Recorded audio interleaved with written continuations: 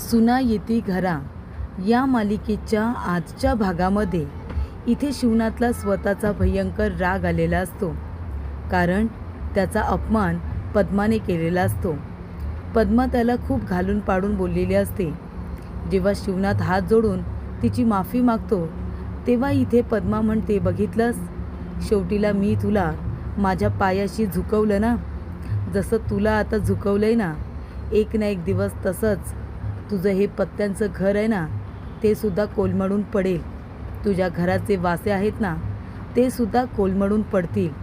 जेव्हा तुझ्या सुना तुझ्या घरी येतील ना, तेव्हा तुझ्या सुना हे घर मोडून टाकतील, असं इथे पद्मा शिवनाथला म्हणते.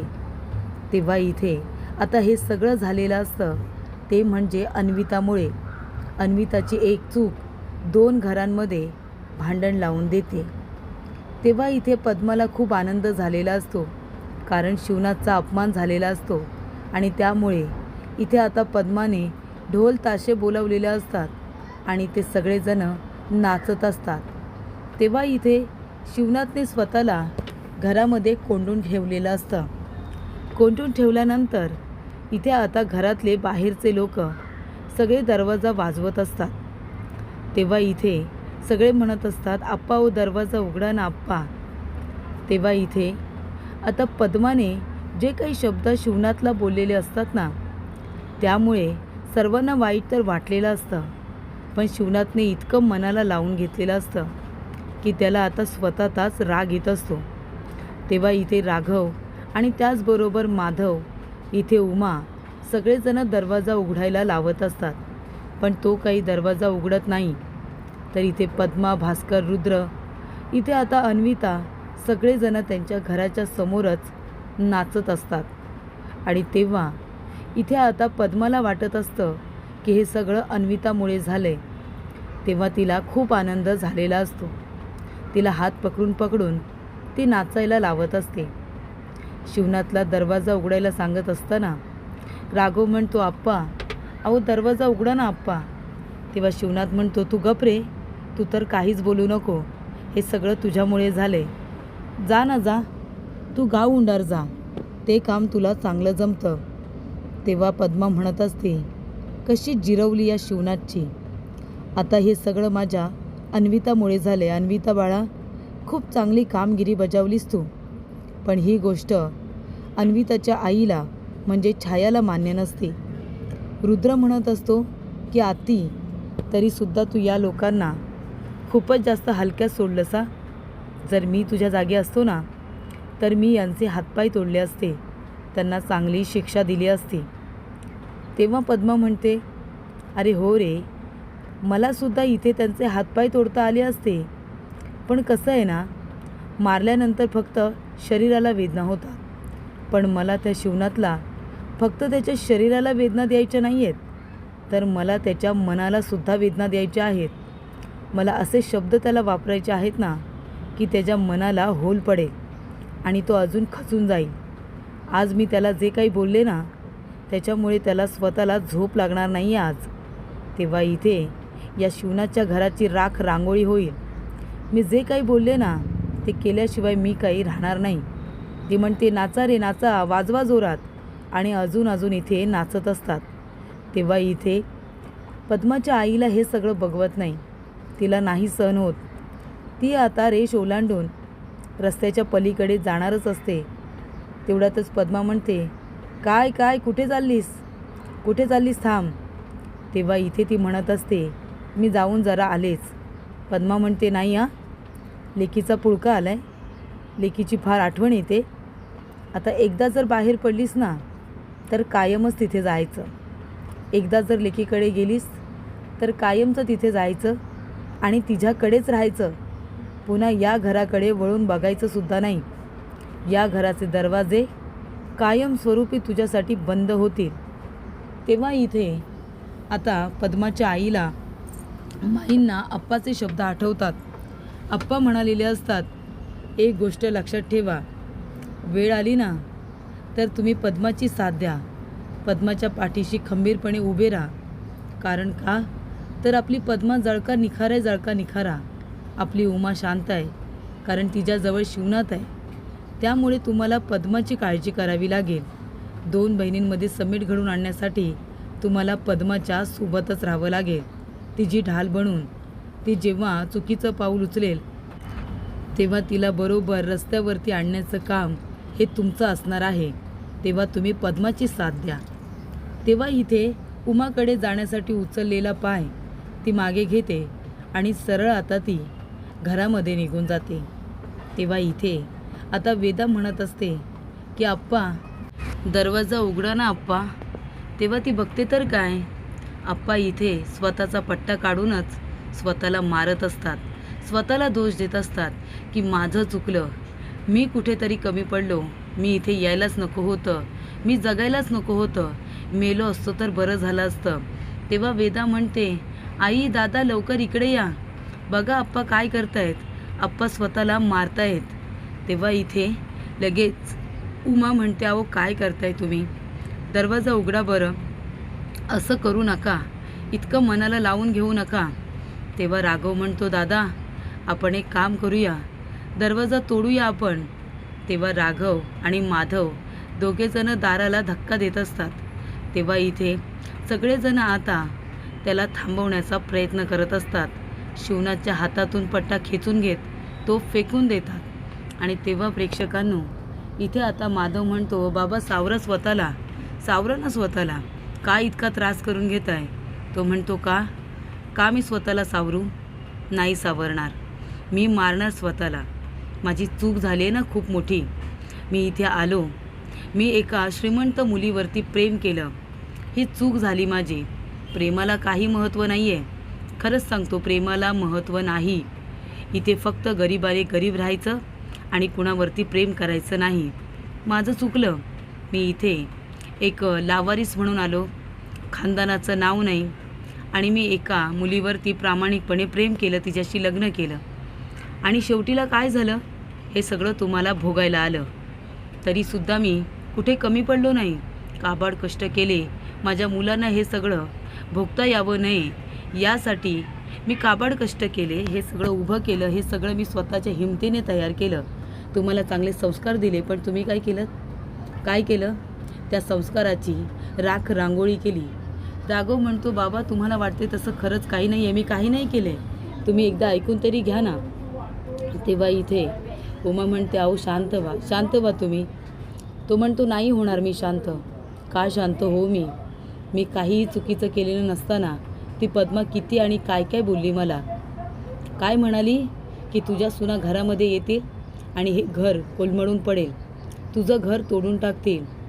मग तसंच होणार आहे का, सांगा ना. तुम्ही या घरामध्ये लग्न करून ज्या मुली घेऊन याल त्या मुली घर तोडून टाकतील. तेव्हा इथे आता तो म्हणत असतो की या जगामध्ये प्रेमाला किंमत नाही. ती पद्मा आहे ना, तिने लग्न नाही केलं, त्याचा दोष आम्हाला दिला की आमचं लग्न झालं म्हणून तिने लग्न नाही केलं, आणि इतका दोष दिला की ती माझ्या संस्कारांवरती संशय घेते आणि त्याचबरोबर माझं घर तुटण्याची वाट बघते. तेव्हा आता हे घर मी तुटू देणार नाही, काहीही झालं तरीसुद्धा माझं घर मी तुटू देणार नाही. आणि तो म्हणतो की आत्ताच्या आत्ता मला वचन द्या, या घरामध्ये सुना मी माझ्या निवडीच्याच आणणार, माझ्या पसंतीच्याच सुना या घरामध्ये येतील. चला वचन द्या, तुम्ही कुणाही प्रेमात पडून कुठलीही मुलगी या घरामध्ये आणायची नाही. मला वचन द्या, मी सांगेन त्याच मुलीबरोबर तुम्ही लग्न कराल. तेव्हा इथे वचन द्यायला कुणीही पुढे येत नसतं. राघव पुढे येतो आणि म्हणतो आबा मी तुम्हाला वचन देतो, तुम्ही सांगाल त्याच मुलीबरोबर मी लग्न करेन. तेव्हा इथे लगेचच शिवनाथ माधवकडे बघतो. माधव आणि श्रीकाई हात ठेवायला तयार नसतात, कारण का माधवलासुद्धा एक मुलगी आवडत असते आणि श्रीधरलासुद्धा. तेव्हा माधव आता इथे राघवच्या हातावरती हात ठेवतो आणि म्हणतो आबा मी पण वचन देतो. तेव्हा त्याला आता आपली इथे माधुरी आठवत असते, ती त्याला आठवत असते, त्याने तिला दिलेलं फूल आठवत असतं आणि तिचा चेहरा त्याच्या नजरेसमोर येतो. पण आता आपल्या वडिलांचा मान सन्मान जपण्यासाठी, त्यांच्या मनातला राग थोडा कमी करण्यासाठी, इच्छा नसताना देखील माधवने त्यांना प्रॉमिस केलेलं असतं, त्यांच्या हातावरती हात ठेवलेला असतो. त्याचबरोबर आता वेळ आलेली असते ती श्रीची. श्रीला पण वचन द्यावं लागणार असतं. श्रीलासुद्धा एक मुलगी आवडत असते आणि तो आता नजरेसमोर तिला आणतो. तिच्यासोबत कॅफेमध्ये घालवलेला वेळ त्याला आठवतो. तो म्हणतो, अरे देवा, आता प्रॉमिस कसं करू. पण तो सुद्धा इच्छा नसताना आपल्या आप्पांसाठी तो सुद्धा इथे प्रॉमिस करतो.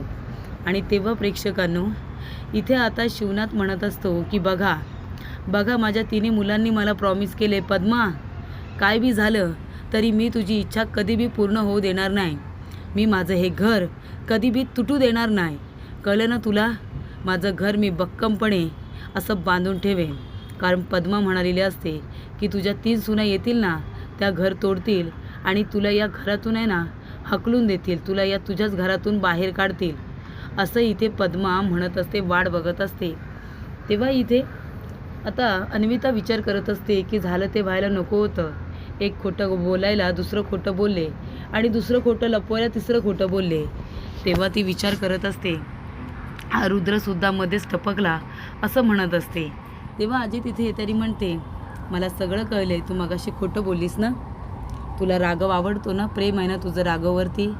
ती म्हणते, अजिबात नाही, माझं त्या राघववरती जरा बी प्रेम नाही. तेव्हा आजी म्हणते, गप, खोटं बोलू नको. तुमच्या भांडणामध्येच किती प्रेम आहे ना ते माहिती आहे मला. ती म्हणते, आजी वाटेल ते बोलू नको. मी तुझ्यासमोर हात जोडते बाई, माझं त्याच्यावरती प्रेम नाही. तेव्हा ती म्हणते, अगं तू किती बी नाही बोल, पण मला कळतं आहे ना की तुमच्या दोघांचं किती प्रेम आहे ते एकमेकांवरती. आणि कसं आहे बाळा, अगं तूच एक आशा आहेस त्या 2 कुटुंबाला जोडून ठेवण्यासाठी. त्या घरामध्ये तू लग्न करून गेलीस ना, तर हे दोन्ही कुटुंब जुळतील बघ. तेव्हा छाया येते आणि म्हणते, काय आई, काय बोललात काय तुम्ही? लग्नाबद्दल बोललात? अहो कुणाच्या लग्नाबद्दल बोलताय? कुणाचं लग्न ठरलं आहे? ते म्हणते, नाही गं बाई, कुणाचं नाही.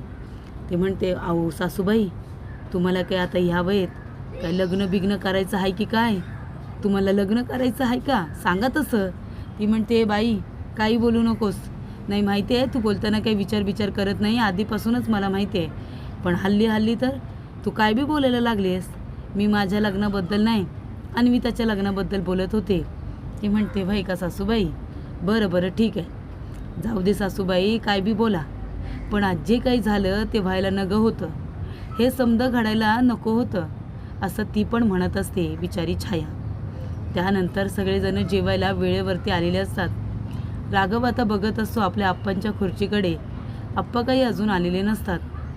इथे आता उमासुद्धा वाट बघत असते. तेव्हा सगळेजण म्हणतात, आई अगं आप्पा कुठे आहेत, अजून आले नाही. तेव्हा ती म्हणते, हो ना, तुमच्या आप्पांनीच बनवलेला हा नियम आहे आणि तुमचे आप्पा हा नियम कधी बी मोडत नाही. सगळ्यात आधी तेच आलेले असतात. पण आज त्यांनी नियम मोडला आहे स्वतःहून. नक्कीच काहीतरी मनाला खूपच जास्त लागलं आहे त्यांच्या. बरं तुम्ही बसा, जेवायला सुरुवात करा, मी तुमच्या आप्पांना बोलावून आणते. तेव्हा राघव, माधव आणि श्री तिघेही टेन्शनमध्ये आलेले असतात. कारण शिवनाथने खूपच गोष्ट मनाला लावून घेतलेली असते की त्याने पहिल्यांदा त्यानेच बनवलेला नियमसुद्धा मोडलेला असतो. आणि त्यामुळे इथे सगळेजण टेन्शनमध्ये आलेले असतात. आणि तेव्हाच प्रेक्षकांनो, इथे आता माधव असू दे किंवा श्री यांचं तर एका मुलीवरती प्रेमसुद्धा असतं. तेव्हा त्यांना वाटत असतं की आता काय करायचं, आमचं तर बाहेर दोघांचंही प्रेम आहे. त्यांना वेगवेगळ्या मुली आवडत असतात, पण ते आता आप्पांना कसं काय सांगायचं. त्यानंतर प्रेक्षकांनो, पुढील भागामध्ये इथे आता गुरुजींना घरीच बोलावलेलं असतं. तेव्हा शिवनाथ म्हणत असतो की माझ्या 3 मुलांच्या पत्रिका बघा आणि त्यांच्या इथे पत्रिकेमध्ये कशा मुली आहेत ते सांगा. म्हणजे अशा भांडणाऱ्या वगैरे मुली नाही आहेत ना, घर तोडणाऱ्या तर मुली नाही आहेत ना. गुरुजी म्हणतात, अहो त्यांच्या नशिबामध्ये आहेत की त्यांच्या आवडीच्या मुली. म्हणजे या आता देखणाही दिसायला, यालासुद्धा आवडत असेल की कोणीतरी केक खाणारी त्याच्या आयुष्यात असेल. त्यानंतरला एक कुणीतरी असेल फूल देणारी, एकीला फुलं आवडत असतील. तेव्हा तुमच्या मुलांच्या आयुष्यात तर चांगल्या मुली आहेत. आणि आता राघवसाठी तर काय, तुमच्या सगळ्या धाकट्या मुलासाठी लांब जायची सुद्धा तुम्हाला गरज नाही. तुमच्याच घरातल्या समोरच्या घरची मुलगी जी आहे ना, भास्कर आणि छायाताई यांची मुलगी अन्विता, ती तुमच्या मुलासाठी अगदी परफेक्ट मुलगी आहे. तेव्हा इथे आता शिवनाथला असं बोलल्यानंतर असा राग आलेला असतो की उमा घाबरलेली असते. अरे देवा, आता समोरच्या घरातली धाकटी मुलगी म्हणजे माझ्या भावाची मुलगी अन्विता, तिचं नाव घेतलं. आता इथे शिवनाथ परत रागवतो की काय, चिडतो की काय. असं तिला वाटत असतं. पण प्रेक्षकांनो, शिवनाथ आता त्याबद्दल काहीच बोलत नाही, कारण ती मुलगी त्याला घरातली सून म्हणून कधीच नको असते.